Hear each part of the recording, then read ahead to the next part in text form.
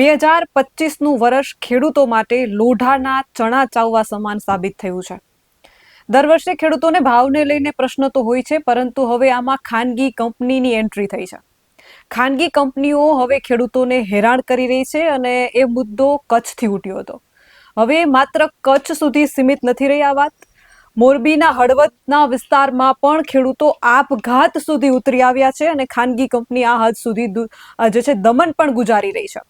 આજે ખાસ ચર્ચા કરવાની છે પ્રાઇવેટ વીજ કંપનીઓ જે ખેડૂતો ઉપર હેરાનગતિ કરી રહી છે એના વિશે. નમસ્કાર, આપનું સ્વાગત છે BS9 TV ન્યૂઝ ઉપર અને હું છું આપની સાથે કાજલ સુવા.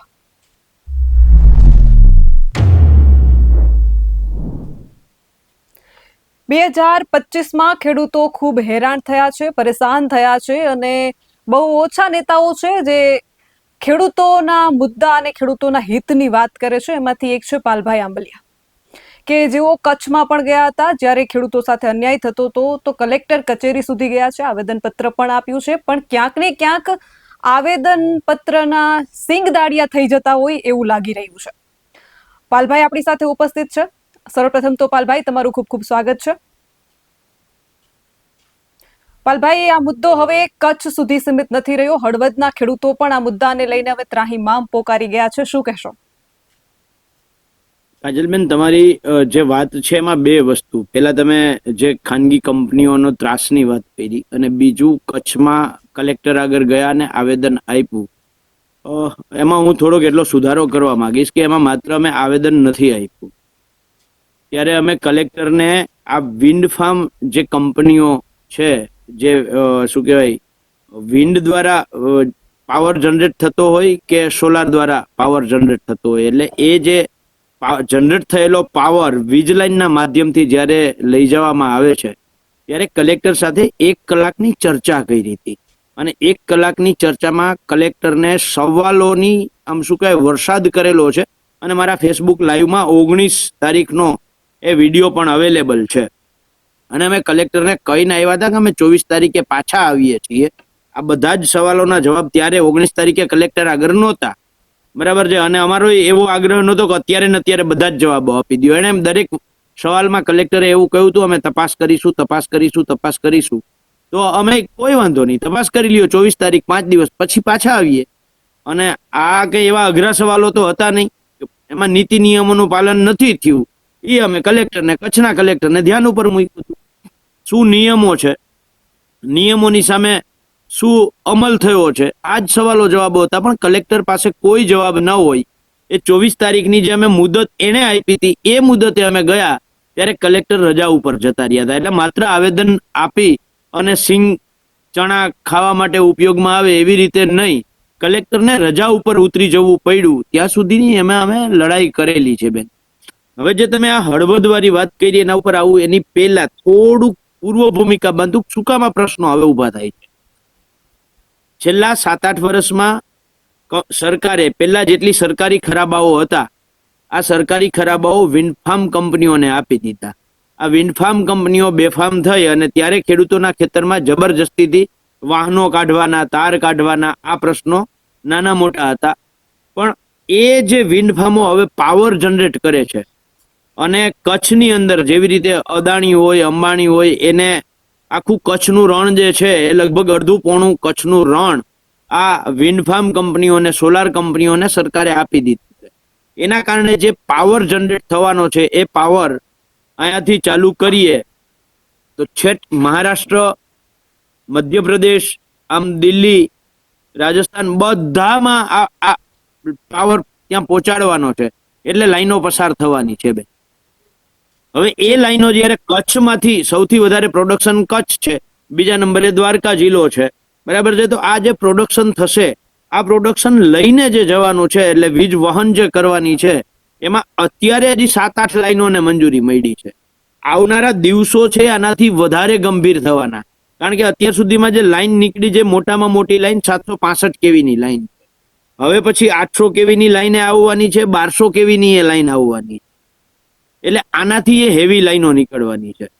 હવે આ જ્યારે હેવી લાઈનો નીકળે છે ત્યારે ખેડૂતો જે કહે, અથવા તો કચ્છના ખેડૂતોની જે લડાઈ હતી કે હળવદના ખેડૂતોની જે માંગ છે એ છે અત્યારે જ, હમણાં આપણે આ ડિબેટ ચાલુ કરી ને એની પહેલા કચ્છમાં લાકડિયા કરીને ગામ છે, એની બાજુમાં ના જ ગામમાં એક નટવરસિંહ જાડેજાનો મને ફોન હતો. એને કહ્યું, પાલભાઈ અમારે ત્યાં થાંભલો તો ઊભો થઈ ગયો, હજી સુધી અમને 1 રૂપિયો વળતર આપ્યું નથી. બેન, હું તમને નટવરભાઈનો નંબરે આપીશ અને એની ડિટેલ આપીશ, તમે એમની સાથે વાત કરી અને તમે એમની ચર્ચા કરજો.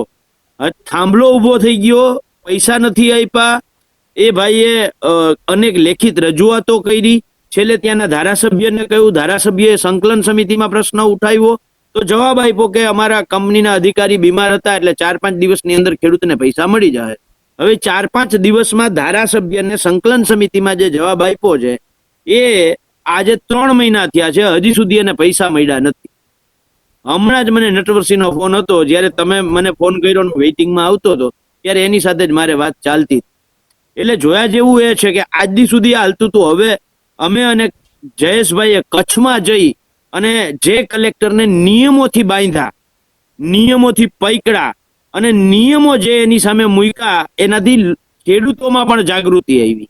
ખેડૂતો પણ પ્રશ્ન પૂછતા થયા કે ભાઈ 67 મીટરનો કોરિડોર છે તો એની બહાર તમે શું કામ કરો છો? ચલો અમે કાયદાને માનીએ, કાયદાને માથે ચડાવીએ. તો 67 મીટરની કલેક્ટરે છૂટ આપી, એની બહાર અમારે આખા ખેતરને હું કામ ખૂંદો છો?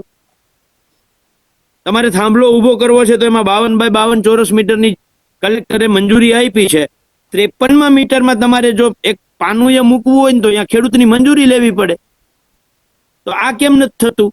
એટલે આ જે સવાલો અમે ઊભા કર્યા એનાથી ખેડૂતો એ થોડાક જાગૃત થયા. અમને કહેતા અમે કરી દીધા એવું, પણ જાગૃત થયા, નિયમોની ખબર પડી અને એ પ્રશ્ન પૂછતા થયા. કચ્છમાં આ જ રીતે હાલતું હતું. સવારમાં ખેડૂતોને ડિટેન થવાનું, સાંજે છોડી મૂકવાના, ડિટેન થવાનું, છોડી મૂકવાના. કચ્છના કેટલાય ખેડૂતોએ ફોન કરીને કહ્યું કે તમે જે કલેક્ટરોમાં સવાલો પૂછ્યા, જે નિયમો કયા, આ નિયમોને તમને હવે ખબર પડે છે. બેન, તમને જાણીને આશ્ચર્ય થશે, કચ્છમાં નોટિસ આપી છે 1885ના ટેલિગ્રાફ એક્ટ મુજબ. હળવદમાં જે ખેડૂતો, મારે એક પણ ખેડૂત સાથે વાત નથી થઈ, પણ તેમ છતાંય હું ગેરંટીથી કહું છું, કલેક્ટરે નોટિસ આપી છે 1885ના ટેલિગ્રાફ એક્ટ મુજબ, 2003ના ઇલેક્ટ્રિસિટી એક્ટ મુજબ, અને વળતર આપે છે 2024ના રાજ્ય સરકારના પરિપત્ર મુજબ. આ કેવી રીતે શક્ય છે? જે કાયદાથી તમે નોટિસ આપી એ જ કાયદાથી વળતર આપો ને. એના માટે રાજ્ય સરકારની નીતિ પહેલા તો સમજવા જેવી છે. હળવદના ખેડૂતોનો જે પ્રશ્ન જે સમજીએ એની પહેલા રાજ્ય સરકારની નીતિ સમજીએ કે રાજ્ય સરકારે આ તમામ કાયદાઓ 1885ના ટેલિગ્રાફ એક્ટની માથે, એનાથી ઉપરવટ જઈને, 2003ના ઇલેક્ટ્રિસિટી એક્ટની ઉપરવટ જઈને અને 2013ના જમીન સંપાદનના કાયદાના જે વળતરની જોગવાઈઓ છે એની ઉપરવટ જઈને રાજ્ય સરકારે પરિપત્રો કરી દીધા. એ પરિપત્રો 2017માં એવો કર્યો કે ટોટલ જે કોરિડોરની જમીન આવે એની જંત્રીના ભાવે કિંમત નક્કી કરવાની, અને એ જંત્રીના ભાવે જે કિંમત આવે ટોટલ સરવાળો થાય એના 7.5% ખેડૂતને આપવાની. એમાં ખૂબ અમે લડ્યા. એ ખૂબ લડાઈ પછી સરકારે 7.5ના 15% કર્યા. આજની તારીખમાં છેલ્લો જે રાજ્ય સરકારનો પરિપત્ર છે 2024નો, એ પરિપત્ર મુજબ એ કોરિડોરની કુલ અમાઉન્ટ થાય એના 25% જ ખેડૂતને મળવાના છે. હવે કાયદો એમ કહે છે કે ખેડૂતને ઓછામાં ઓછું નુકસાન ને વધારેમાં વધારે વળતર મળવું જોઈએ. તો નુકસાની અમારું ગણો તો અમારા ખેતરમાંથી જ્યારે લાઈન નીકળે છે તો એનો લાઈફ ટાઈમ કિંમત ઘટે છે. એને થવાનું નથી. અહીંયા મકાન બનાવી શકવાના નથી, અહીંયા ગોડાઉન કરી શકવાના નથી, અહીંયા અમે બાગાયતી પાક કરી શકવાના નથી. તો એ જે કિંમત ઘટે છે એ ઘટતી કિંમત અમને તમારે આપવાની છે એમ કાયદો કહે છે. 1885નો ટેલિગ્રાફ જેના આધારે તમે અમને નોટિસ આપી છે એ 2003નો ઇલેક્ટ્રિસિટી એક્ટ અને આ બંને કાયદાને 2013ના જમીન સંપાદનના કાયદાની અંદર સમાવેશ કર્યો છે. તો અમને બજાર કિંમત, જંત્રી કિંમત નહીં, બજાર કિંમતનું 4 ગણું મળવું જોઈએ. ચલો તમે એ મુજબ નથી આપતા તો કેન્દ્ર સરકારની 2025ની એસઓપી છે, એ એસઓપી મુજબ અમને અમારી જમીનની વેલ્યુ નક્કી કરવા માટે વેલ્યુઅર કમિટી નીમવાની છૂટ અમે કેન્દ્ર સરકારની 2025ની ગાઈડલાઈન આપે છે. કેમ તમે વેલ્યુઅર કમિટી અમારી નથી નીમતા? હમણાં જ રાજસ્થાન સરકારની 2025ની એસઓપી ગાઈડલાઈન એવી છે કે બજાર કિંમતે એની ખેડૂતની જમીનની કિંમત ગણવાની ને એનાથી 400% કોમર્શિયલ રેટ કાઉન્ટ કરીને 400% જે વળતર છે એ ખેડૂતને આપવાનું. તો રાજસ્થાન સરકાર જો આવી પોલિસી કરી શકે, કેન્દ્ર સરકાર આવું શું કામ કોરિડોરના માત્ર 25% કોરિડોરની કિંમતે, જંત્રીની કિંમતે નક્કી કરવાની? એટલે મૂળ લડાઈ એ છે કે જે નોટિસ કાયદા મુજબ તમે આપો છો એ જ કાયદા મુજબ અમારું વળતર નક્કી કરો. તો આ કાયદાઓ તો એમ કહે છે કે મિનિમમ ડેમેજ મેક્સિમમ કમ્પન્સેશન, ઓછામાં ઓછું નુકસાન વધારેમાં વધારે વળતર.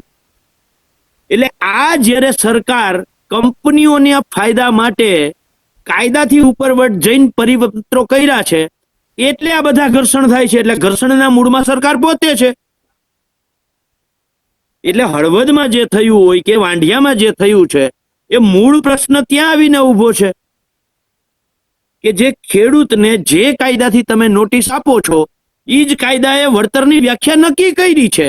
મિનિમમ ડેમેજ મેક્સિમમ કમ્પન્સેશન, ઓછામાં ઓછું નુકસાન વધારેમાં વધારે વળતર, આ કાયદો કહે છે. તો તમે પરિપત્રને શું કામ આગળ કર્યો? એટલે મૂળ લડાઈ કાજલબેન જે છે એ આ ગુજરાત સરકારની નીતિ કંપનીઓ માટે થઈ અને પરિપત્રો કાયદાથી ઉપરવટ કર્યા છે. કાયદો વિધાનસભામાં પસાર થયો છે, કાયદો લોકસભામાં પસાર થયો છે, જનપ્રતિનિધિઓએ સાથે મળીને કાયદો બનાવ્યો છે. પરિપત્ર કોણ કરે છે? કે સરકારમાં બેઠેલો સચિવ. ક્યાંય વિધાનસભામાં જનતાના પ્રતિનિધિઓની વચ્ચેથી આ પરિપત્ર પસાર નથી થયો. અને બંધારણ એમ કહે છે કે કાયદાના સરળીકરણ, કાયદાને સમજવાના સરળીકરણ માટે પરિપત્ર હોય, કાયદાની ઉપરવટ પરિપત્ર ના હોય. પણ આ સરકારે ખેડૂતોના ભોગે કંપનીઓને ફાયદો કરાવવા માટે પરિપત્રો કર્યા છે. અને આ તમામ પરિપત્રો છે એ ખેડૂત વિરોધી છે. અને એટલે આ બધા જ ઘર્ષણો થાય છે. બેન જીપાલભાઈ, એક સિક્કાની બે બાજુ જેવી વાત છે આ. પછી એ કચ્છના વાંઢિયાની વાત હોય કે પછી મોરબીના હળવદની વાત હોય કે પછી સાબરકાંઠામાં હુડાની વાત હોય, કોઈ એક ચહેરો સામે નથી આવતો. પોલીસને, પ્રશાસનને આગળ કરી દેવામાં આવે છે. રક્ષક જ ભક્ષક બને એવી સ્થિતિ જોવા મળી. એ કચ્છના વાંઢિયામાં પણ આપણે જોયું છે અને હળવદમાં પણ 2 દિવસ પહેલા જોયું. અને એક જાગૃત ખેડૂતના દીકરા તરીકે, એક નેતા તરીકે તમે 5-6 દિવસ પહેલા જ BS9ની ટીમની મુલાકાત લીધી હતી અને આપણે ઇન્ટરવ્યુ પણ કર્યું હતું. અને ત્યારે તમે કીધું હતું કે ક્યાંક ને ક્યાંક બેન ખેડૂતમાં જ એકતા નથી. જ્યાં સુધી બાજુવાળાના ખેતરમાં થાંભલો ન ખોડાય અને પોતાના ખેતરમાં થાંભલો ન આવે ત્યાં સુધી ખેડૂત જાગૃત નથી થતો.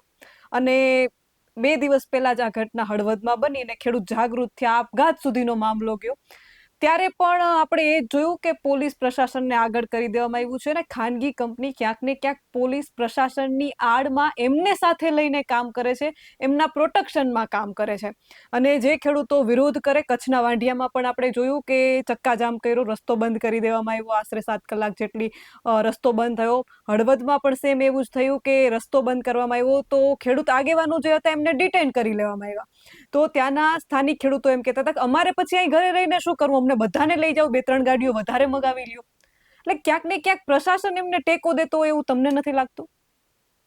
અરે પણ બેન, મેં કહ્યું વારી આખી વાતનો જે સાર છે એ જ છે કે કાયદા ઉપર પરિપત્ર, હું કે તમે BS9ના રિપોર્ટર તરીકે કે એન્કર તરીકે તમે તો પરિપત્ર નથી બનાવવાના. પરિપત્ર કોણ કરે છે? સરકાર કરે છે. એનો અર્થ એવો કે સરકાર છે એ ખેડૂતોને મદદ કરવા નથી માંગતી, કંપનીઓને મદદ કરવા માંગે છે. એટલે ગાંધીનગર બેઠા બેઠા જો પરિપત્ર થઈ શકતો હોય તો અહીંયાથી આદેશે થાય. કચ્છના કલેક્ટર 24 તારીખે હાજર ન રહેતો, એ ત્યાંથી જ કલેક્ટરનો કોઈ વાંક નથી, ઉપરથી ગાંધીનગરથી આદેશ છે કે ભાઈ તારે હાજર રહેવાનું નથી. આ લોકો કેટલી વાર બેસશે? રજા ઉપર 4 દિવસની રજા મૂકી, 1 દિવસની નહીં. એટલે આમાં જો બહુ આ લોકોની સ્ટ્રેટેજી સમજવા જેવી છે. સ્ટ્રેટેજી એ છે કે 66 kV થી લઈ અને અત્યારે જે 765 kV સુધીની લાઈનો પહોંચી છે એમાં આ લોકોએ પહેલા જ લાઈનની અપ્રુવલ લેવાની હોય. અપ્રુવલ લેવા માટે એને 3 અલગ અલગ ડ્રાફ્ટ રૂટ તૈયાર કરીને મોકલવાના હોય, જેની અંદર ઓછામાં ઓછી ફળદ્રુપ જમીન આવે અને લાઈનનું ડિસ્ટન્સ, એરિયલ ડિસ્ટન્સ વધે નહીં. આ રીતે. હવે એમાં જ હું તમને એક દાખલો આપું. ગઈકાલે એ લાઈનમાં આખી લાઈનના ગામોમાં મેં આટો માર્યો છે. જામનગરના નવાગામ, ડેરા શિકારી, પીપળી, બાલંભડીથી જે ચાલુ કરીએ તો આ બાજુ છેલ્લે માળિયા તાલુકા સુધી એ લાઈન આખી તમે જોવું ને તો એ દરિયા કિનારે કાઢી હગાય એમ. દરિયા કિનારે લાઈન નીકળે તો એક તો એનું અંતર છે એ ઘટે છે, જે એના ડ્રાફ્ટ રૂટ જે તૈયાર કરવાનો હોય એમાં જે જોગવાઈઓ છે એ મુજબ, બરાબર છે, અને ઓછામાં ઓછી ફળદ્રુપ જમીન આવે એમ છે. પણ તેમ છતાંય ત્યાંથી નથી કાઢી લાઈન. લાઈન તો ખેડૂતની સંપૂર્ણ ફળદ્રુપ જમીનમાંથી કાઢી. બાકી આનો તેમ છતાં એને મંજૂરી મળી ગઈ. શું કામ મળી ગઈ? કારણ કે સરકાર એની હારે છે. બાકી એ લાઈન દરિયા કાંઠેથી જ જાવી જોઈએ. નંબર 1. નંબર 2, આ લાઈનો પેલા એનો ડ્રાફ્ટ રૂટ તૈયાર કરીને પછી ઇલેક્ટ્રિક ઇન્સ્પેક્ટર પાસેથી એની મંજૂરી લેવાની હોય.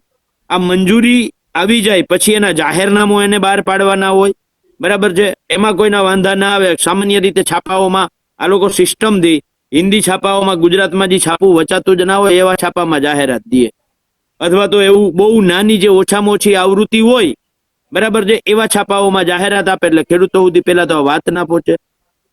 બીજું, મેં જે તે દિવસે સ્ટુડિયોમાંથી કહ્યું હતું, આજે પાછો હું કહું એટલા માટે હું કહું છું કે ખેડૂતોમાં એકતાનો અભાવ છે. બાજુવાળાને ત્યાં ખોદાતું હોય ત્યાં સુધી આપણા પેટનું પાણી હલતું નથી. પણ આ કચ્છની લડાઈએ ખેડૂતોમાં જાગૃતિ લઈ આવ્યા છે. ગઈકાલે હું આ રિલાયન્સની 765 કેવીની લાઈન જે લાલપુર તાલુકાથી, હું તમને રોકવા માંગીશ વચ્ચે. કચ્છની વાત કરી છે. કચ્છમાં રોડ ચક્કાજામ થયો, પછી કલેક્ટર સાથે ખેડૂતોની વાતચીત થઈ અને નિર્ણય એવો આવ્યો કે હવેથી અમે પોલીસ પ્રોટેક્શન કંપનીને નહીં આપીએ. ગઈકાલે ફરીથી વિડીયો સામે આવ્યો છે, પોલીસ પ્રશાસન રોકવા જાય છે, ખેડૂતો હલ્લાબોલ કરે છે. એટલે દોકલી નીતિ છે. એક તરફ કહે છે કે અમે પ્રોટેક્શન નહીં આપીએ, બીજી તરફ તમે આપો એ છો. પછી હુડામાં પણ આ જ સ્થિતિ થઈ. થોડા સમય માટે હુડા સ્થગિત કરી મૂકવામાં આવ્યું. એમ તો નથી કીધું કે હુડા નાબૂદ કરીએ છીએ. એટલે ક્યાંક ને ક્યાંક જ્યારે ખેડૂત ઉગ્ર થાય એટલે ધીમેથી એમને શાંત પાડી દેવામાં આવે છે. બેન, એ સરકારની પોલિસી ઉપર આવું એની પહેલા હું જે વાત કરતો હતો એ પૂરી કરી લઉં, પછી આનો જવાબ આપું તમને. ગઈકાલે મેં આ રિલાયન્સની 765 કેવીની લાઈન લાલપુર તાલુકાથી લઈ અને માળિયા તાલુકાનું સુરજબારી સુધી જે આવે છે, જામનગર અને મોરબી જિલ્લાના 6 તાલુકાના ગામોમાં, બરાબર છે, લગભગ 4 જગ્યાએ બેઠક કરીને ખેડૂતોને એક આખી લાઈનમાં સંગઠિત થવા માટે હાકલ કરી છે. અને એના ગામો હું ખાલી બોલી જાઉં છું: મોરાણા, બાલંબા, હજામચોરા, કેશિયા, ભાદરા, આણદા, લખતર, માજોટ, કુનડ, હડિયાણા, મોટી બાણુગાર, શેખપાટ, મોટા થાવરિયા, હાપા, થેબા, વેરાવળ મોટી, નારણપુર, ચંગા, ચેલા, વાવ બેરાજા, ખોજા બેરાજા, દોઢિયા, બાલંબડી, પીપળી, ડેરા શિકારી, નવાગામ. આ છેલ્લું છે એ લાલપુર તાલુકાનું ગામ છે. અને પહેલાથી જ્યાંથી શરૂઆત કરી એ લગભગ જોડિયા તાલુકાના ગામ છે. એનાથી આગળના ગામો જે છે એ હું ઉતાવળમાં, આપણે હમણાં જ જે વાત થઈ પછી લખતો હતો એટલે લખવાના રહી ગયા છે. પણ આ ગામોમાં કાલે હું ફર્યો અને દરેક ગામની ગ્રામ સમિતિ બનાવવાનું નક્કી કર્યું છે અમે. અને આખી લાઈનમાં દરેક તાલુકાની એક કમિટી અને જરૂર પડે ત્યારે આખા જિલ્લાની કમિટી. એવી જ રીતે બીજી એક લાઈન નીકળે છે 765 કેવીની, જે હળવદની બાજુમાં સાપકડા ગામ છે. ધાવણા અને સાપકડા જે બુટ ભવાની મંદિરની આજુબાજુમાં પાલસણા અને ભલગામડા જે આવે છે ત્યાં, બરાબર છે, ત્યાંથી 765. આ મેં પહેલા કહ્યું એ રિલાયન્સની હતી. આ જે કહું છું એ અદાણીની છે. જે ખાવડાથી અત્યારે જે આ વાંઢિયાવાળી લડાઈ હાલે છે ને, એ જ લાઈન હળવદ પાસે જે અદાણીનું એક મોટું સબસ્ટેશન બને છે, એ સબસ્ટેશનમાંથી પરત જામનગર તરફ આવે છે 765 કેવીની લાઈન એ જ છે, ખાવડાવાળી લાઈન છે. એમાં મારો આવનારા દિવસોમાં પ્રયાસ એ છે કે જેવી રીતે આમાં તાલુકે જઈ અને મેં ખેડૂતોને એક કરવાનો પ્રયાસ કર્યો, એવું જ આમાં હું એનાય ગામો કહી દઉં એટલે ખેડૂતોને ખબર પડે. ધાવણા, સાપકડા, પાલસણા, ભલગામડા, દીઘડિયા, કરશનગઢ, રામપર, ખેતરડી અને મથકની વચ્ચેથી નીકળે છે. એક બાજુ ખેતરડી ગામ આવે છે, બીજી બાજુ મથક, એની વચ્ચેથી આ નીકળે છે. શિવપુર અને ઓલ બે અલગ અલગ ગામ છે. એ બે ગામ એક બાજુ રહીએ છે, સમથેરવા અને ઓલની વચ્ચેથી આ લાઈન નીકળે છે. એવી રીતે વીરપુર અને વરદસુરની વચ્ચેથી નીકળે છે. લકડધાર અને આણંદપરની વચ્ચેથી નીકળે છે. ધુવા અને જેતપરડાની વચ્ચેથી આ લાઈન નીકળે છે. પાંચસિયા અને વાંકિયાની વચ્ચેથી આ લાઈન નીકળવાની છે. નવાગામ અને સજ્જનપરની વચ્ચેથી આ લાઈન નીકળશે. હળમતિયા અને કોઠારિયા એની વચ્ચેથી આ લાઈન નીકળે છે. અમરપરમાંથી આવે છે. જબલપર અને ભૂતકોતડાની વચ્ચેથી સરાયા સાવડી એક બાજુ અને બીજી બાજુ જયનગરની વચ્ચેથી આ લાઈન નીકળવાની છે. દેવળિયા ઓટલા એક તરફ અને એક તરફ વીરવાવ એની વચ્ચેથી આ લાઈન નીકળવાની છે. ખાખરા અને કોડા પીપર એની વચ્ચેથી, મોટા વાગુદળ અને ખજુરડીની વચ્ચેથી, જાયવા અને લયારાની વચ્ચેથી, ખારવા અને ગઢડાની વચ્ચેથી, બીજલકા રાજપારની વચ્ચેથી, રોજિયા અને સુમરાની વચ્ચેથી, લાખણી એક બાજુ અને જલિયા દેવાણી, લાખણી નાનોવાસ અને જલિયા દેવાણીની વચ્ચેથી, ચાવડા અને અમરાપુરની વચ્ચેથી, બેરજા, હાપક, સાપડા, વિજરખી, મિયાત્રા એક તરફ અને ખાનકોટડા, ખાંડેરા, ધુતારપર, ધુળસિયા, સુમરીખારા, વેઢા એની વચ્ચેથી આ લાઈન નીકળવાની છે. હર્ષદપુર અને નાઘુના એક બાજુ અને બીજી તરફ ડાંઢા, સરપાદર અને ખાનકોટડા એની વચ્ચેથી આ લાઈન નીકળવાની છે. બાવરિયા એક તરફ, હરિપર અને ચંગા બીજી બાજુ. આ રીતે જે ગામોની વચ્ચેથી સીમમાંથી લાઈન નીકળવાની છે ત્યાં સુધીનો મેં અભ્યાસ કરી લીધો છે કે આ લાઈનનો રૂટ ક્યાં હોઈ શકે. એટલે આ રીતે આ લાઈન પસાર થવાની છે. આ ગામમાં, આ તાલુકાઓના ગામોમાં પણ જેવી રીતે મેં પેલા રિલાયન્સની લાઈનમાં આખો દિવસ આપ્યો એમ આમાં વિસ્તાર લાંબો છે. હળવદ, વાંકાનેર, ટંકારા 3 માટે એક દિવસ, ત્યાર પછી પડદરી, ધ્રોલ, જામનગર, કાલાવડ અને લાલપુર તાલુકા માટે, એટલે 2 દિવસનો આમાં આખો રૂટ તૈયાર કરી અને આ ગામોમાં જઈને પણ ખેડૂતોને કેવું છે આખી લાઈનની એક આપણે કમિટી બનાવીએ, લડત કમિટી, અને સાથે મળી અને આ રાક્ષસી જે કંપનીઓ છે એનો આપણે બહિષ્કાર કરીએ. અને એના માટે હમણાં જ મેં ફેસબુક લાઈવ થઈને મારો નંબર જાહેર કર્યો છું. તમારા પ્લેટફોર્મથી પણ નંબર કહી દઉં, 99 242 52 499. આ બંને લાઈનોના ખેડૂતોને આમાં જ્યાં સાથ સહકારની જરૂર હોય ત્યાં અમારી આવવાની તૈયારી છે. તમે સંગઠિત થાવ, પહેલું આ છે. સંગઠિત હઈશું તો લડાઈ કરી શકશું. એટલે આ બંને લાઈનોના જે ગામો બોલ્યો છું એ ગામોમાંથી કોઈ ખેડૂતોને નાના મોટા માર્ગદર્શનની જરૂર હોય તો સંપર્ક કરજો. ફરીથી નંબર કહું છું, 99 242 52 499. બરાબર છે. જેટલી મદદ થશે એટલી અમે મદદ કરવા પણ તૈયાર છીએ. પણ આગ્રહ મારો એ છે કે આ બે લાઈનના ખેડૂતોનું આખું એક સંગઠન બને અને સામૂહિક રીતે આ બંને લાઈનોમાં આપણે ભેગા થઈ અને લડાઈ કરીએ. હવે બેન વાત આવે છે તમારા પ્રશ્નની અને સરકારની પોલિસીની, કે દરેક જગ્યાએ પોલીસને આગળ કરવાની.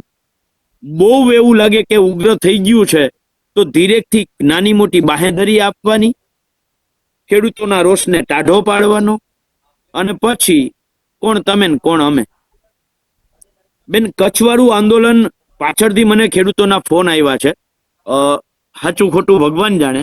અમુક ત્યાં મેસેજ પણ વાયરલ થયા છે કે ખેડૂતોની માગણી છે એ 38,000 પર પોલ, નાનામાં નાનો જે પોલ છે 38,000 ની, સોરી 38 લાખ, 38 લાખની માગણી અમારી જે છે એ અમને આ ભારતીય કિસાન સંઘ, ભાજપની ભગીની સંસ્થા એન્ટર થઈ એટલે સમજાવી અને પેલા 28 લાખે લઈ આવ્યા, પછી 25 લાખે લઈ આવ્યા, અને 25 લાખે આવ્યા પછી આ આખી જે લડાઈ અમારી લડાઈ તો ચાલુ જ હતી, મજબૂતાઈથી. બરાબર છે. પણ પછી આંદોલન મજબૂત થાય તો ખેડૂતોની માંગ છે એ ઓછી થાય કે વધે, આવું એ મેસેજમાં હું તમને પણ મેસેજ મોકલીશ. બરાબર છે. તો એ ત્યાં 20 લાખની માગણી કોણે કરી આવ્યું કલેક્ટર આગળ કે ખેડૂતોને એક પોલ? અમારી તો છેલ્લી માંગ જે સમજૂતી હતી એ અમારી 25 લાખની હતી. તો આ 20 લાખની માંગ કોણ મૂકી આવ્યું કલેક્ટર આગળ કે ખેડૂતોને 20 લાખ આપી દો? આવો અમારો સોદો કરનાર કોણ? એટલે આ એ સમજવાની જરૂર છે કે બેન, કુલડીમાં ગોળ ભાંગવા વાળા લોકો તો આંદોલન નથી કરતા ને. સરકારની નીતિ કાયમી આ રહી છે કે એમાં પોતાના 5-15 માણસોને એડજસ્ટ કરે, આખું આંદોલન લીડ કરે, અને એ લીડ કરે ત્યારે પોલીસ કોઈની અટકે ના કરે. જોયા જેવું એ છે. સરકારના મળતિયા જ્યારે આંદોલનને લીડ કરે ત્યારે કોઈની અટક ના કરે, કોઈને ઉપાડે નહીં. એને જેમ કરવું હોય, રસ્તો બંધ કરવો હોય તો કરી દો.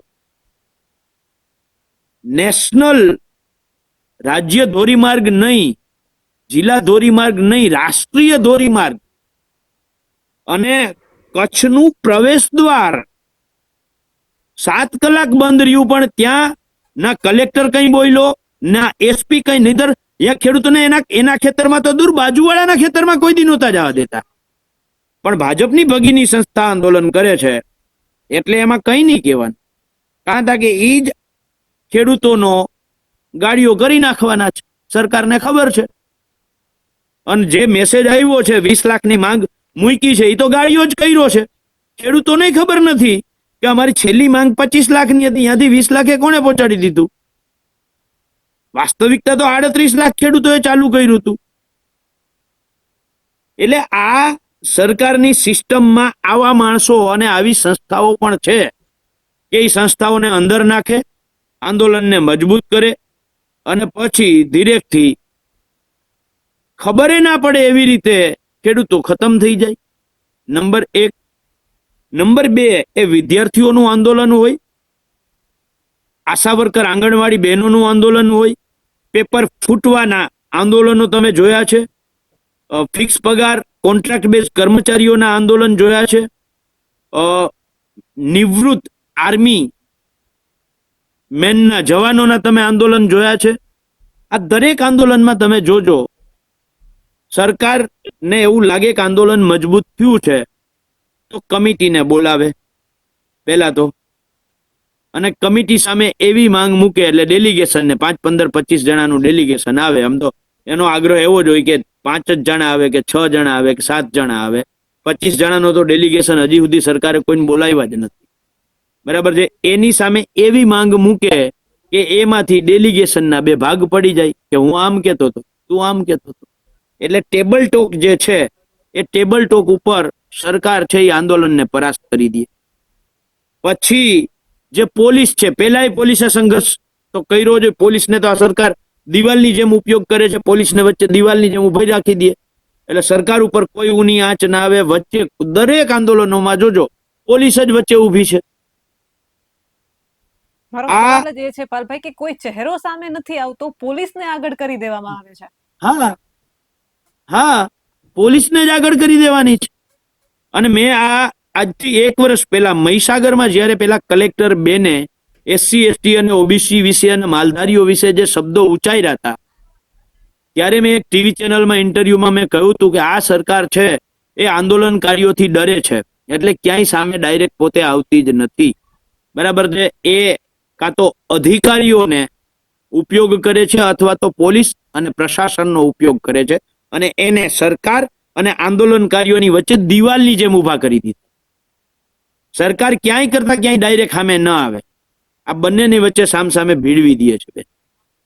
સાબરકાંઠામાં હુડાને લઈને પણ ક્યાંક ને ક્યાંક આવી જ પરિસ્થિતિ થઈ છે. 11 ગામના લોકો જાગૃત થયા, ખૂબ મોટી સંખ્યામાં એકતા પણ જોવા મળી, અને 11 ગામના 8,000 લોકો જે મિસકોલથી ભાજપમાં જોડાયા હતા, એમણે ભાજપમાં 20 તારીખે આવતીકાલે રાજીનામું આપવાની જાહેરાત કરી, અને તરત જ જે 11 ગામના લોકો હુડો આંદોલન માટે લડી રહ્યા હતા, સીધું જ એવું બહાર પડે છે કે હવેથી હુડો સ્થગિત કરવામાં આવે છે. અને મીડિયામાં પણ જાહેરાતો આવી જાય છે કે ખેડૂતોમાં આનંદની લાગણી છે કે હુડો હવેથી થોડા ટાઈમ માટે સ્થગિત કર્યું છે.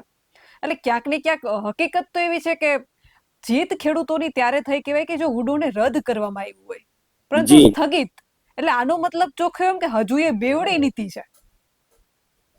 બેન, આ સરકાર હંમેશા આજ કરતી આવી છે. જ્યારે એના ઉપર પ્રશ્ન ઉભો થાય ત્યારે સ્થગિત કરી દે. હું આને પહેલા 2018ની અમારી જમીન માપણીની લડાઈનું કહું. 2018માં જ્યારે જમીન માપણીની લડાઈ ટોપ ઉપર પહોંચી ત્યારે સરકારે 12,000 ગામોનું પ્રમોલ્ગેશન, એટલે કે માપણી થઈ ગઈ હતી એને માન્યતા આપવી, એને પ્રમોલ્ગેશન કહેવાય. 12,000 ગામોને પ્રમોલ્ગેશન કરી દીધું હતું. 6,000 ગામો એવા હતા કે માપણી થઈ હતી પણ પ્રમોલ્ગેશન એટલે કે એનો જે અંગૂઠો આપવાનો હોય, બરાબર છે, એ નહોતો આપ્યો. એટલે પ્રમોલ્ગેશન એ લડાઈમાં ત્યારે સરકારે શબ્દ વાપર્યો કે અત્યારે અમે આને સ્થગિત કરીએ છીએ. એ આજની તારીખમાં 6,000 ગામો સ્થગિત છે, અને 12,000 ગામોમાં જ્યાં પ્રમોલ્ગેશન થઈ ગયું છે ત્યાં ખેડૂતો હેરાન થાય છે. પણ એ સ્થગિતનો અમલ એટલે નથી કરતા કે એમાં તાકાતથી આજની તારીખમાં અમે લડીએ છીએ, એટલે સરકાર એને અમલ કરવાની હિંમત નથી કરતી. બરાબર છે. અને આ જમીન માપણીનો પ્રશ્ન છે એ તો હુડાથી અઘરો છે. હુડાનો પ્રશ્ન અઘરો જ છે. બરાબર છે. એટલે આપણે એમ નથી કહેતા કે એ પ્રશ્ન અઘરો નથી, એ 1,000 ગણો અઘરો છે, પણ આખા ગુજરાતને લાગુ પડે છે. એમાંય સરકારે સ્થગિત કરવાનો નિર્ણય કર્યો. આમાંય સરકારે સ્થગિત કરવાનો નિર્ણય કર્યો. કચ્છના વાંઢિયામાં પણ એવું જ કહેવાય કે કામ સ્થગિત કર્યું છે. ખેડૂતોને એમ નથી કહ્યું કે તમારી માંગ શું છે કયો. તમે એમ કહો છો કે 2013ના જમીન સંપાદનના કાયદા મુજબ બજાર કિંમતના 4 ગણા તમને વળતર મળશે, આ તમારી માંગ છે તો અમે એ માંગ સ્વીકારીએ છીએ. આવું નથી કહ્યું. તમે કેન્દ્ર સરકારની 2025ની ગાઈડલાઈન મુજબ દરેક ખેડૂતને વેલ્યુઅર કમિટી નીમવાની છૂટ આપવામાં આવશે, આ તમારી માંગ છે, એનો અમે અમલ કરીએ છીએ. આવું નથી કહ્યું બેન. ખાલી એવું કહ્યું છે કે કંપનીને અમે કોઈ પોલીસ પ્રોટેક્શન નહીં આપીએ અને જ્યાં સુધી આનો નિર્ણય ન આવે ત્યાં સુધી કામ નહીં કરે. હવે એમાં જોયા જેવી રમત આવતીકાલે થવાની છે. આમાં પણ આવતીકાલે સરકારે ભારતીય કિસાન સંઘને આ ચર્ચા કરવા માટે બોલાવ્યું છે. હા પાલભાઈ, આ અત્યારે એક પાછું બહુ ટ્રેન્ડમાં આવ્યું છે. ટ્રેન્ડ જ શબ્દ મારે વાપરવો પડશે, કારણ કે જ્યારે કોઈ આંદોલન મજબૂત થાય પછી પાલભાઈ અને પરેશભાઈ બંનેનું જે બિનરાજકીય આંદોલન હતું એમાં પણ પાલભાઈને માફ કરશો પરેશભાઈને ત્યાં બોલાવવામાં આવ્યા. કૃષિ મંત્રી સાથે એમને મુલાકાત થઈ અને આંદોલન ક્યાંક ને ક્યાંક ખેડૂતો સૌ કોઈએ આક્ષેપો કર્યા છે કે આંદોલન ઠંડુ પડી ગયું છે. આપના નેતા કચ્છમાં ગયા, ઈશુદાનભાઈ હતા, અને થોડા સમય પછી જ કૃષિ મંત્રીને મળ્યા, એટલા આનંદથી ભેટ્યા. કોઈ વિરોધ નથી, પણ વાત એમ છે કે એક બાજુ વિરોધ થાય છે ને બીજી બાજુ ક્યાંક ને ક્યાંક તમે કઈ દ્રષ્ટિથી જોઈ રહ્યા છો આ વસ્તુને? બેન, હું મારી વાત જે કરતો તો એ જ કરવામાં છું. મારે જવાબ પાસેથી આ વાતનો જવાબ ચોક્કસથી મારે તમારી પાસેથી જોઈએ છે, કારણ કે ક્યાંક ને ક્યાંક બેઠક માટે બોલાવવામાં આવે તો નિર્ણય આવવો જોઈએ ને નિર્ણય શા માટે નથી આવતો? હું મારી પહેલા જે વાત કરતો તો એ વાત કરી લઉં. આનાથી એ મહત્વની છે, કારણ કે એ આખી વીજ પોલિસી ઉપર સરકારે એક આખા ગુજરાતમાંથી, ચલો હું રાજકીય પક્ષના ખેડૂત સંગઠનનો પ્રમુખ છું, મન ના બોલાવ્યો. આપમાંથી રાજકીય પક્ષના આગેવાનને ન બોલાવ્યા. કિસાન સભા એ રાજકીય પક્ષનું ખેડૂત સંગઠન છે, ના બોલાવ્યું. પણ એના સિવાય 70 થી 80 ખેડૂત સંગઠનો રજીસ્ટર છે. અને આખી આ વીજ લાઈનમાં જેને સૌથી વધારે ખબર છે, હું એમ કહું છું કે રાજ્યના ઉર્જા મંત્રીના સચિવને નિયમોની ખબર છે ને એનાથી વધારે જેને ખબર છે એવા જયેશભાઈ પટેલ, ગુજરાત ખેડૂત સમાજના પ્રમુખ, બરાબર છે, એને તમે કેમ ના બોલાવ્યા? આમાં માત્ર ભારતીય કિસાન સંઘને જ શું કામ બોલાવો છો? તમારે જ્યારે આખા ગુજરાતની વીજ પોલિસી બાબતે ચર્ચા કરવી છે ખેડૂત સંગઠનો સાથે, તો તમારી ભાજપની ભગીની સંસ્થા ભારતીય કિસાન સંઘ એની એક જ હારે ચર્ચા શું કામ કરો છો? ગુજરાતના તમામ ખેડૂત સંગઠનોને બોલાવો ને. હું તો કહું કે રાજકીય પક્ષોના ખેડૂત સંગઠનો નહીં બોલાવો, પણ અમને હું આ વાત મૂકું અને ત્યારે એવું થાય કે પાલભાઈ જવું તું એટલે કે ચલો અમને ના બોલાવો, પણ 80 ખેડૂત સંગઠનો બિન રાજકીય છે, રજીસ્ટર્ડ છે, એને તો બોલાવો. એનું કામ નથી બોલાવતા? એની પાસેથી માર્ગદર્શન શું કામ નથી લેતા? એટલે ક્યાંક ને ક્યાંક નક્કી થાય છે કુરડીમાં ગોળ ભાંગવા માટે, અને સરકાર ભારતીય કિસાન સંઘને જ આમંત્રણ આપે છે. તો સ્વાભાવિક છે કે ભારતીય કિસાન સંઘ તો ભાજપની ભગીની સંસ્થા છે. એટલે આવતીકાલે જે સમાચાર મને મળે છે જો સાચા હોય તો આવતીકાલે ભારતીય કિસાન સંઘ અને ભાજપ સરકાર સાથે મળીને કુલડીમાં ગોળ ભાંગવાનો છે. જોઈએ શું થાય છે. આશા રાખીએ કે રાજસ્થાન સરકારે જે એસઓપી બહાર પાડી એના મુજબ 2013ના જમીન સંપાદનના કાયદા મુજબ આ લોકો સાથે મળી અને નિર્ણય કરશે. હવે વાત જે તમારો પ્રશ્ન છે એ, જીતુભાઈ વાઘાણીને નથી પરેશભાઈ ભેગો હું મળવા ગયો કે નથી ઈશુદાનભાઈ ભેગો હું મળવા ગયો. મેં જે બંનેમાં સાંભળ્યું છે એમાં ઈશુદાનભાઈ હોય કે ગોપાલભાઈ હોય એ વાત કરે છે, એમાં કચ્છના ખેડૂતોની કોઈ વાત ચર્ચા સામે આવતી નથી. એ જેટલી વારનો એ વિડીયો છે એમાં, અથવા તો ખેડૂતોની 10-11 જે માંગો લઈને ગયા એ માંગોની ત્યાં ચર્ચા થતા મેં જોઈ નથી. કરી હોય ત્યાં એનો જવાબ આવો આવશે, મને ખબર છે કે અહીંયા મળ્યા, અહીંયા કઈ થોડી જાહેરમાં ચર્ચા કરવાની હોય, એના માટે મુખ્યમંત્રીને મળ્યા. એટલે આપણે એમાં પડવું નથી બેન, બરાબર છે. એ એનો વિષય છે, એને જે કંઈ રજૂઆતો કરી હોય, પણ મને એટલી ખબર છે એમાં જમીન માપણીનો જ નથી. મારા ધ્યાનમાં જે માંગો મેં સાંભળી છે, લેખિત મારા આગળ આવ્યું નથી એટલે હું કહી ના હગું. બરાબર છે. સૌથી પીડાદાયક જો ગુજરાતના ખેડૂતોનો પ્રશ્ન હોય તો એ જમીન માપણીનો જ છે. અને 2016-17 થી 2019-20 સુધીમાં લગભગ 35 થી 40 હજાર કરોડનો પાક વીમો ખવાઈ ગયો. એ પાક વીમાના પત્રક 1, 2, 3, 4 નો પ નથી કે પાક વીમાના પત્રકો જાહેર કરે સરકાર, આવી માંગ કરતું કોઈ વાત નથી એમાં મારા ધ્યાનમાં આવી. મેં જેટલા આગેવાનોને સાંભળ્યા છે એમાં, બરાબર છે. એટલે એમાં મારે કોઈ ડિટેલમાં વધારે પડવું નથી, બરાબર છે, અને જવું નથી. આપણે આશા રાખીએ કે સરકાર એની વાત સાંભળી અને ગુજરાતના ખેડૂતોનું દેવું માફ કરી દે. આપણે ભલે ને એની વાત સાંભળી નહીં, દેવું માફ કરી દઈએ. પરેશભાઈની વાત સાંભળી, મારી બેન વાત પૂરી કરું છું. એ આ લોકોની વાત સાંભળીને ગુજરાતના ખેડૂતોનું દેવું માફ કરી દે તો હું બાપના બોલથી આ જેટલા લોકો ગયા હતા ને એ લોકોને હાર પહેરાવવા જાય. ભલે ને આમ આદમી પાર્ટીમાં છે, એ દેવું માફ કરી દઈએ. જે રીતે તાકાતથી ભેટા છે, બરાબર છે, એવી જ તાકાતથી બર કરીને દેવું માફ કરાવી દઈએ. અમે તો લડીએ છીએ. આવતીકાલે 3જા ચરણની અમારી જે યાત્રા છે, બરાબર છે, એ ખેડૂતોના દેવા માફીની વાત, દારૂ ડ્રગ્સની વાત લઈ અને અમે સતત જે સોમનાથથી યાત્રા ચાલુ કરી હતી, લડાઈ ચાલુ કરી હતી, સતત લડાઈ ચાલુ છે. સતત લડ્યા છીએ, સતત લડવાના છીએ. પણ તેમ છતાંય અમારી લડાઈ પછી જો ગુજરાતના ખેડૂતોનું દેવું માફ થતું હોય તો હું એનો આભાર માનવા જઈશ. પણ એ મહિના દિવસમાં જાહેર કરી દઈએ તો પછી બીજી બધાની, અમારા બધાની લડાઈના કારણે કંઈક પરિણામ આવે અને પછી કે હવે હારતોરા કરો તો ના થાય. તમે કીધું કે જમીનનો જય એની વાતમાં ક્યાંય આવ્યો નથી.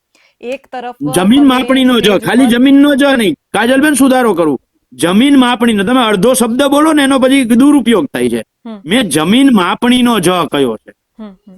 પાક વીમાના પાક વીમાના 16-17 થી 2019-20 સુધીમાં 35 થી 40 હજાર કરોડનો જે ભ્રષ્ટાચાર થયો, ખેડૂતોના હકનો પાક વીમો ખાઈ ગયા. એ પાક વીમા યોજનાના પત્રકોનો પ નથી આવ્યો. જે પત્રક 1, 2, 3, 4 આવે ને, આ પત્રકોનો પ નથી આવ્યો. એટલે હું એકદમ ક્લેરિફાઈ કરતો.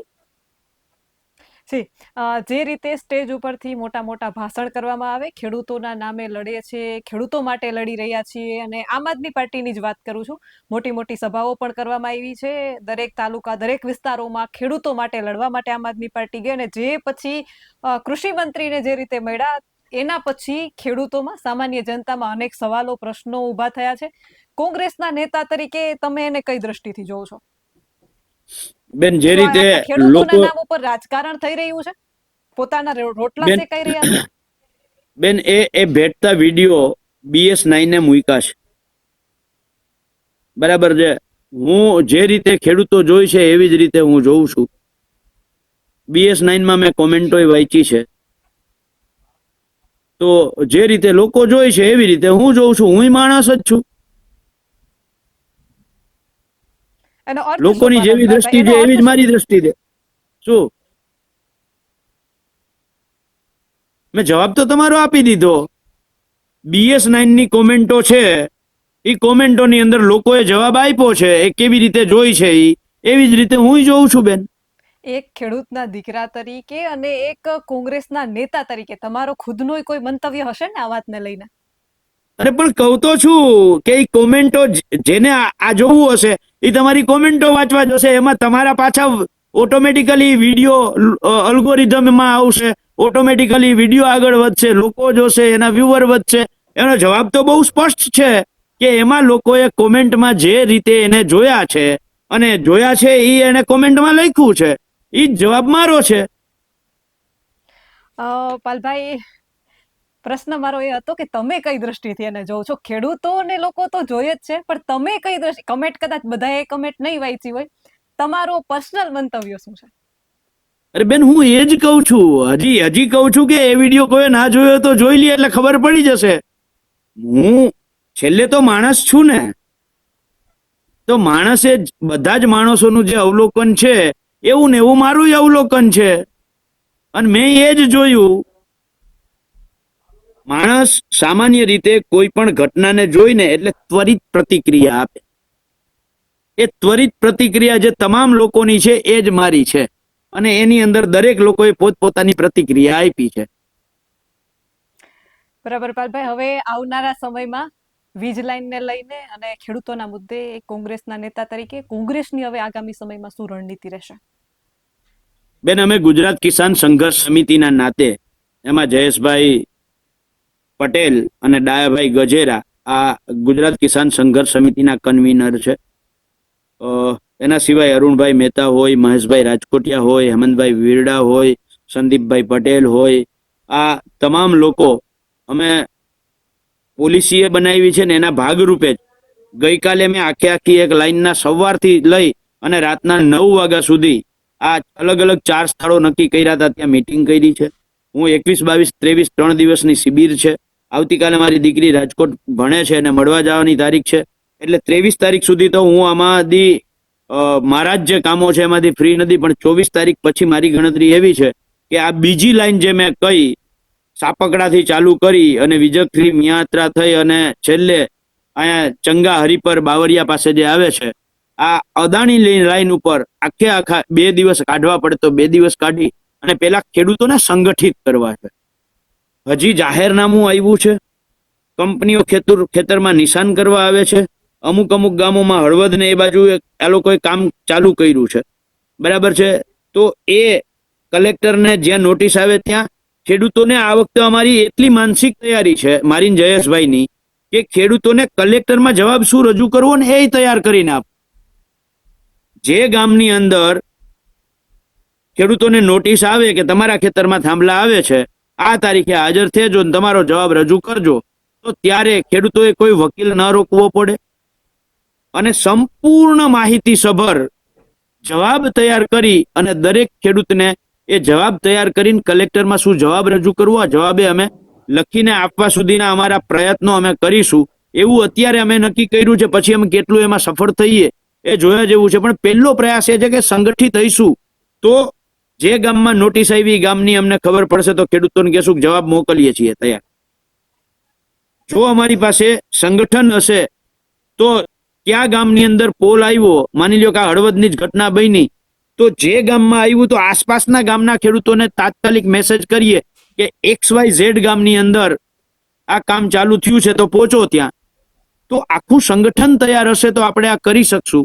માની લો કે કલેક્ટર પાસે જવાનું થયું તો આખા તાલુકાને આખા જિલ્લાને જો સાંકળવો હોય તો આપણે સાંકળી શકશું. એટલે એના માટે પેલા સંગઠન જરૂરી છે અને એના પ્રયાસો અત્યારે અમે ચાલુ કર્યા છે.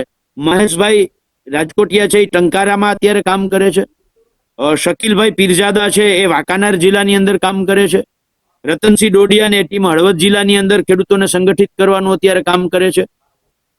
એટલે આખું અમે અત્યારે 1 by 1 દરેક તાલુકાની, માની લ્યો કે આ બાજુમાં જીવણભાઈ ને સંદીપ ને એ લોકોને અમે જવાબદારી આપી છે તો એ લોકો કામ કરે છે. એટલે અમે આખા તાલુકામાં પણ જવાબદારીઓનું વિતરણ કરી અને આખી લાઈનનું બંને લાઈનોમાં સંગઠન કેવી રીતે થાય અને હારે સુરેન્દ્રનગરમાં જે આગળ આ લાઈન વધે છે વાંઢિયાવાડી લાઈન, એ મોરબીના માળિયા તાલુકામાંથી, મોરબી તાલુકામાંથી અને સુરેન્દ્રનગરના જિલ્લામાં જ્યાં પ્રવેશે છે ત્યાં પણ આખી ટીમને અમે કામે લગાડવાના છીએ. એટલે એક હારે જ્યાં આ લાઈનો નીકળે છે એમાં આખું સંગઠન બનાવીને સામૂહિક રીતે લડાઈ થાય એવા પ્રયાસો અત્યારે અમે ચાલુ કર્યા છીએ. દ્વારકાધીશ શક્તિ આપે અને અમે જે વિચારી રાખ્યું છે એ કરવામાં સફળ થઈએ એવી દ્વારકાધીશ પાસે પ્રાર્થના કરું છું. જીપાલભાઈ, BS9 TV ન્યૂઝ સાથે જોડાવા બદલ આપનો ખૂબ ખૂબ આભાર. ખેડૂતોની મુદ્દે પાલભાઈ સાથે આપણે ચર્ચા કરી છે અને ખેડૂતોની વાત હોય તો જગતના તાતની જે હેરાનગતિ છે, વારંવાર કહું છું ને આજે પણ કહું છું, એ પ્રશ્ન માત્ર કોઈ એક વ્યક્તિનો નથી. ખેડૂતનો જ્યારે પ્રશ્ન આવે છે એ તમારો મારો સૌનો પ્રશ્ન છે. એટલા માટે સૌનો પ્રશ્ન છે કે ખેડૂતે પકવેલું અનાજ જે ખેડૂત નથી એ લોકોએ ખાય છે. તો જ્યારે ખેડૂતો ઉપર પ્રશ્ન આવે ત્યારે એકત્રિત થવાની માત્ર ખેડૂતોને જરૂર નથી, સામાન્ય જનતાને પણ ખેડૂત માટે અવાજ ઉઠાવવાની એટલી જ જરૂર છે. કારણ કે તમારી થાળીમાં જે જીરા રાઈસ આવે છે, જે શાકભાજી તમારા ઘરે પહોંચે છે, એ ખેડૂતના ખેતરમાંથી પાકીને જ આવ્યું છે.